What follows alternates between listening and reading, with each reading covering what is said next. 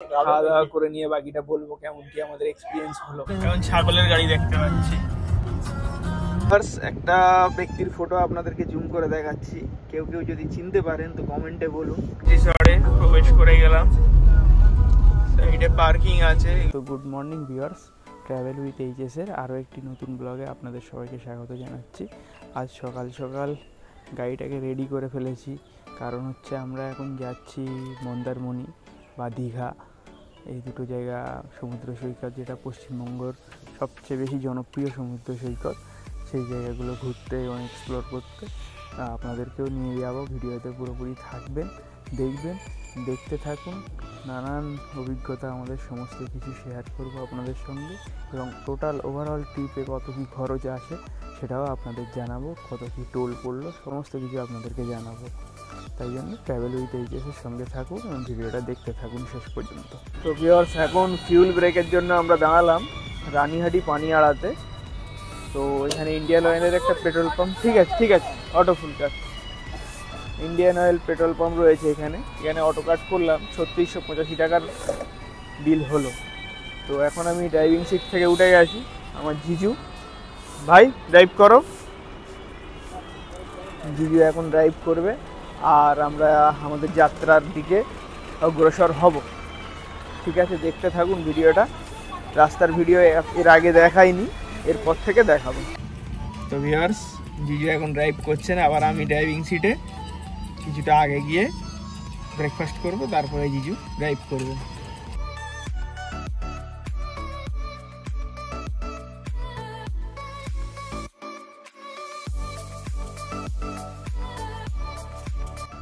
তো ভিউয়ার্স, দেখতে পাচ্ছেন আমরা এখন কোলাঘাটে পৌঁছে গেছি। কোলাঘাটে একটি ধাবায় সাইড করেছি গাড়িটাকে, আর একটু খাওয়া দাওয়া করতে হবে, ব্রেকফাস্ট করতে হবে, না হয়তো খুব অসুবিধা হচ্ছে। আর একটু আগে গিয়ে ব্রেকফাস্ট করবো। কোলাঘাটে আজকে আর থামবো না, কিন্তু ব্রেক নিয়েই নিলাম কোলাঘাটে। বাকি কি কি খাওয়া দাওয়া করি আর কেমন লাগে ফুড রিভিউ সেটা আপনাদের সঙ্গে শেয়ার করবো। এখন এই হোটেলটা জানিয়েছি, যে হোটেল যাই খাওয়া দাওয়াটা কিরকম কি হয়, লুচি তরকারি এইসব পাবো, এইসবই খাবো আশা করি গিয়ে। তো ভিউয়ার্স, মোটামুটি আমরা খাবার দাবার অর্ডার দিয়ে দিলাম। আমরা 1 প্লেট পুরি সবজি অর্ডার দিয়েছি, 1 প্লেট পরোটা অর্ডার দিয়েছি, আলু পরোটা, আর অর্ডার দিয়েছি ম্যাগি, একটা ভেজ ম্যাগি। তো খাওয়া দাওয়া করে নিয়ে আপনাদেরকে শেয়ার করবো কিরকম কি খাওয়া দাওয়াটা দিয়ে যাক, তার ফুটেজও দেখাবো খাওয়া দাওয়ার কোয়ালিটি কেমন কি পাবেন। বাকি খেয়েই বলতে পারবো ভালো কি খারাপ হবে। ভিউয়ার্স, আমাদের খাবার দাবার এসে গেছে, আলু পরাটা পুরি সবজিটা দিয়ে গেছে।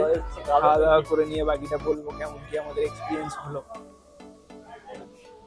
ভিউয়ার্স, আমাদের ম্যাগিটা এসে গেল, খাওয়াও শুরু করে দিলাম।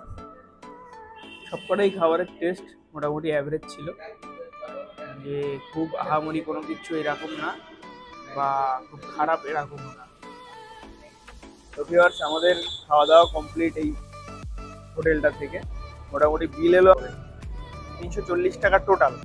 তো খাওয়া দাওয়ার মান ভালো কোনোভাবেই বলা যাচ্ছে না। ভালো যে বলবো খাওয়া দাওয়ার মান খুব ভালো, তো এরকম খুব একটা ভালো না, অ্যাভারেজ খাওয়া দাওয়া। তো যাই হোক, খাওয়া দাওয়া করে পেটটা ভরেছে, আপাতত দীঘা পর্যন্ত চলেই যাব। আর মাঝখানে আর ব্রেক নেওয়ার কোনো ইচ্ছে নেই, দেখা যাক। বাথরুমটাও ঠিকঠাক ক্লিয়ার পরিষ্কার পরিচ্ছন্ন পাইনি, সেজন্য বাথরুম করিনি এখানে। যাবো আগে কোনো পেট্রোল পাম্প দেখে সেখানে টয়লেটটা সারবো। ঠিক আছে, এবারে জিজু ড্রাইভ করবে। জিজু এখন চা খাচ্ছে। জিজু, চাটা কেমন? চাটা খুব ভালো, চাটা খেয়ে ভালো লাগলো। চাটা খুব ভালো, খুব ভালো লাগলো চাটা খেয়ে। এখন ড্রাইভ তুমি করবে? না, ড্রাইভ আমার করতে হবে এখন। তুমি এখন অসুবিধা থাকলে বলবে, আমি করবো, না হলে অসুবিধা কিছুই নেই। আমিও ড্রাইভ করি, অসুবিধা হলে আমাকে ঠিক আছে। ওকে ভিউয়ার্স, জিজু ড্রাইভিং সিটের মধ্যে বসে গেছে, আর আমি এই কো প্যাসেঞ্জার সিটে বসে এবার আপনাদেরকে রাস্তার ফুটেজ দেখাবো। Pilot ready?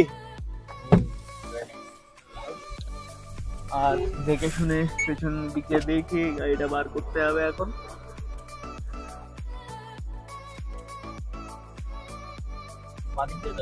হ্যাঁ,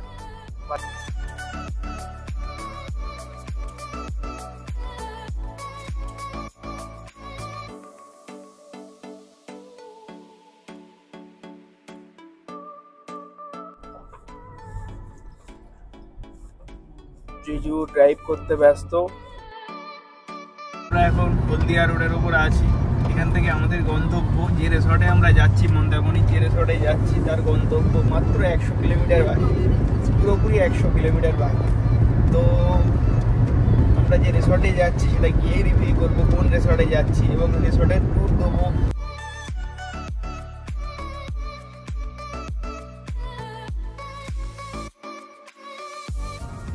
রাস্তার ধারে কাশফুল হয়ে আছে, শুকিয়ে গেছে। খুব জ্যামে পড়লাম এসে আমরা এখানে, খুবই জ্যাম। যতবারই ভিউয়ার্স রোড ট্রিপে বের হই, পথের সৌন্দর্যতা মন কাড়ে।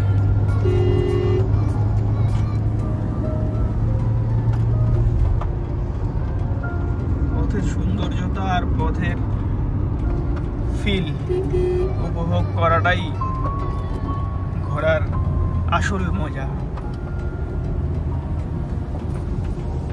যে পথ কতক্ষণ শেষ হবে এই যদি কেউ ভাবতে থাকে তার কিন্তু ঘোরা কোনোদিনই ভালো হবে না। হিন্দিতে একটা কথা আছে, মঞ্জিল সে জ্যাদা সফর কা মজা হয়। তো সেটাই বলছি, সফরের মজা নিতে শেখো, তাহলে মঞ্জিল আপনি ভালো লাগবে। বাহ, শায়রি হয়ে গেল না বন্ধুরা?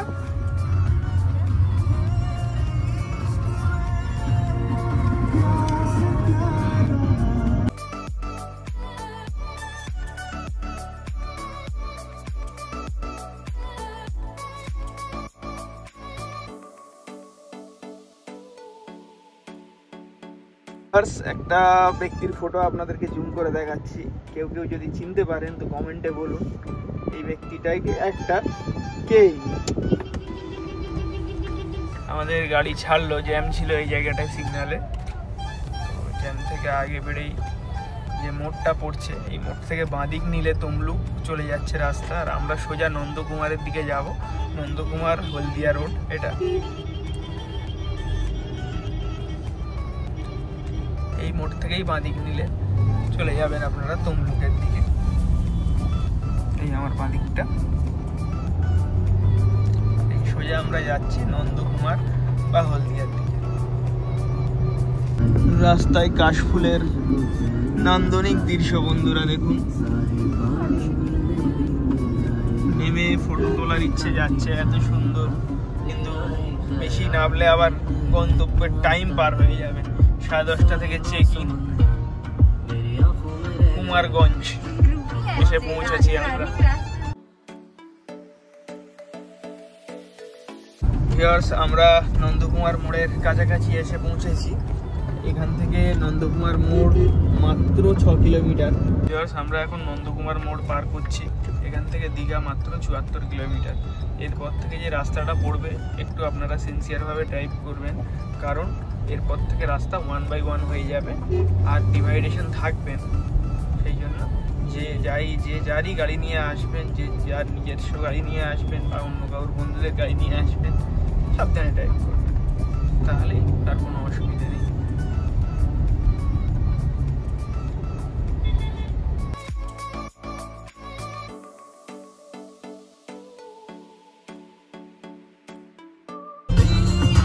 আমরা এখন নরঘাট ফ্লাইওভার পার করছি। আপাতত রাস্তার কন্ডিশন খুব ভালো পেয়েছি।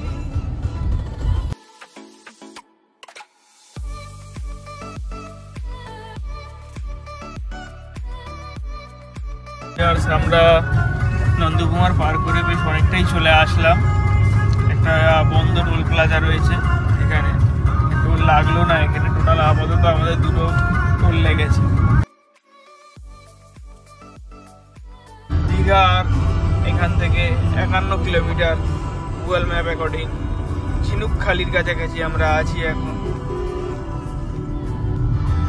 রাস্তায় এদিকে টাইম অনুযায়ী র্যাশটা একটু বেশি পাচ্ছি, লোকজন আছে, জ্যামও কম বেশি আছে টোটোর জন্য। বাকি আপাতত সব ঠিকই আছে। দিয়ে আমরা একটা ব্রেক দেবো ডাব খাওয়ার জন্য। আগে ডাবের লাইন দিয়ে ডাব বিক্রি হয়, সেখানে গিয়ে ডাব খাবো এবং তারপরে আবার চলতে শুরু করবো।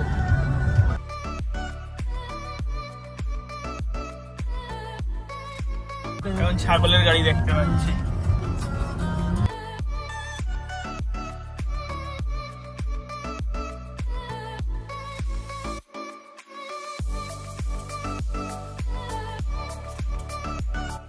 তো ভিউয়ার্স, এখানে গাড়িটা আমরা সাইড করে দিলাম। সাইড করে দিয়ে একটা ডাবের দোকান দেখতে পেয়েছি, সেখানে গিয়ে ডাব খাবো। ডাবের দোকান কত করে ডাব? কত করে বলছে? কচি একদম কচি। দেখুন ভিউয়ার্স, একদম ফ্রেশ ডাব সমুদ্র সৈকতের। সমুদ্রের কাছে পৌঁছাবার আগেই ডাব পেয়ে যাচ্ছি, ফ্রেশ ডাব। কাকি ডাব কাটছে। তো ভিউয়ার্স, ডাব খাওয়া হয়ে গেল আমাদের। খুব ভালো জল এবং ব্যবহারও খুব ভালো ডাবওয়ালাদের। একটা ডাব একটু খারাপ মতো বেরিয়েছিল, জল পড়ে গিয়েছিল কাটতে গিয়ে, একটা ডাব আমাদেরকে এক্সট্রা দিলেন ওনারা। খুব ভালো ব্যবহার। আমাদের ডাব খাওয়ার কর্মসূচি শেষ। এখন একটু উইন্ডোটা নামিয়ে দিয়ে হাওয়া খেতে খেতে মন্দারমণির দিকে এগিয়ে যাচ্ছি। ভিউয়ার্স, আমরা এখন নাচিন্দার কাছে পৌঁছে গেছি। এইখান থেকে আমাদের ডেস্টিনেশন আর মাত্র 30 কিলোমিটার। ওয়েদারও দারুণ আজকে, ওয়েদার খারাপ বলা যাবে না। আমরা নাচিন্দা বাজার পার করছি এখন। এখানে একটু যানজটপূর্ণ এলাকা, জ্যাম হয়। ভিউয়ার্স, আমরা এখন দইসাই নামে একটি জায়গায় রয়েছি। এইখান থেকে আমরা আগের মোড় থেকে ডান দিক নেব, ঠিক 4 কিলোমিটার পর কন্টাই বাইপাস রোডে উঠে যাব। ভিউয়ার্স, আমরা এখন কাঁথি মোড় ক্রস করছি। কাঁথি মোড় থেকে ডান দিক নিলে আপনারা কন্টাই বাইপাস রোডে উঠে পড়বেন। কন্টাই বাইপাস রোড বেশ আজকে জ্যামই রয়েছে। এইটা ধরেই সোজা যাব মন্দারমণির দিকে। আর এই রাস্তায় দীঘার দিকেই চলে যাচ্ছে। আগে মন্দারমণি পড়বে। চাউলখোলা মোড় থেকে আমরা মন্দারমণির দিকে রাস্তা ধরবো। একটাই রোড, দীঘা মন্দারমণি। জিজু, কেমন লাগছে গানটা? খুব ভালো লাগছে গানটা, সবটা শুনে খুব ভালো লাগছে। ড্রাইভারে ড্রাইভ করতে ভালো। হ্যাঁ, ড্রাইভিং করার জন্য পারফেক্ট। আমার তো খুব ভালো লাগছে। অনেকদিন পর আমার বউর সঙ্গে বেরিয়েছি, যথেষ্ট ভালো, যথেষ্ট খুশি হচ্ছে। বউর সাথে যখনই বেরোই তখনই ভালো লাগে। মাত্র 20 কিলোমিটার এই মোড় থেকে আমাদের ডেস্টিনেশন। আর নিউ দীঘা এই মোড় থেকে 30 কিলোমিটার। চাউলখোলা মোড় আর মাত্র 3.5 কিলোমিটার বাকি। আমরা প্রায় আমাদের গন্তব্যের একদম কাছাকাছি পৌঁছে গেছি। চল দেখাতে থাকি আরো কত ইন্টারেস্টিং হয় ভিডিওটা। চাউলখোলা মোড় মাত্র 3 কিলোমিটার।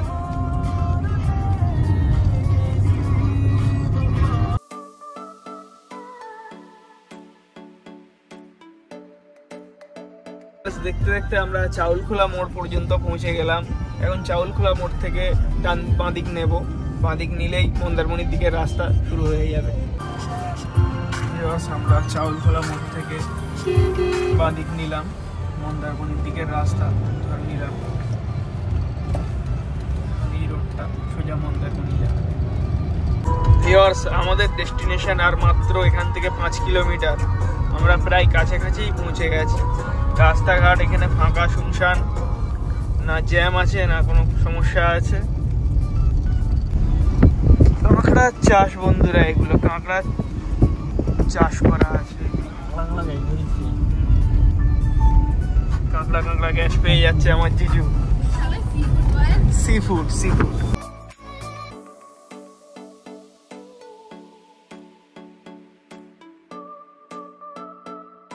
বন্ধুরা, আমরা বোম্বে বিচ রিসর্টে প্রবেশ করে গেলাম।